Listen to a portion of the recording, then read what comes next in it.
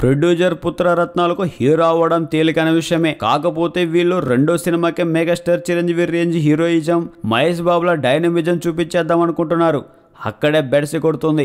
అప్పట్లో popular producer Sindoor పువ్వు కృష్ణారెడ్డి కొడుకు నాగాశ్విన్ ఈ మధ్యనే వినవయ్య రామయ్య అనే సినిమాతో హీరో అయిపోయాడు. ఇప్పుడు ఏంజల్ అనే సినిమాతో వస్తున్నాడు ఆ కుర్రాడు. టీజర్ చూస్తే అబ్బో మనోన్ని ఒక ట్రాన్స్పోర్టర్ సినిమా హీరో రేంజ్లో ఏదన్నా వస్తువును ట్రాఫికింగ్ చేయాలంటే పెద్ద ఎక్స్పర్ట్ అన్న తరహాలో ఇచ్చే బిల్డప్లో ఉన్నాయి చూడండి. వామ్మో పిచ్చ పీక్స్ అంతే. గబ్బర్ సింగ్లో పవన్ కళ్యాణ్ కోసం హరీష్ శంకర్ కూడా ఈ రేంజ్ బిల్డప్లు ఇచ్చినాడు. పైగా హీరో పక్కనే మరో కామెడియన్ సైడ్ కిక్.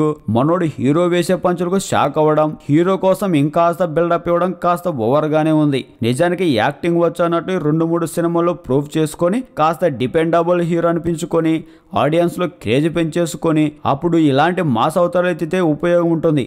అసలు 2 పెద్ద హిట్లు కొట్టిన నాగశౌర్య, సుధీర్ బాబు వంటి హీరోలు కూడా మాస్ రోల్ చేస్తే ఆడియన్స్ తిరస్కరించిన టైంలో సాయి కుమార్ కొడుకు ఆది, సందీప్ కిషన్ వంటి హీరోల మాస్ సినిమాలని దారుణంగా ఫ్లాప్ అవుతున్న టైంలో సందీప్ కిషన్ వంటి హీరోల మాస్ సినిమాలన్నీ దారుణంగా ఫ్లాప్ అవుతున్న టైంలో నాగాశ్వినిలో ఒక మాస్ రోల్ ఎంచుకోవడం పెద్ద మైనస్ అని చెప్పాలి.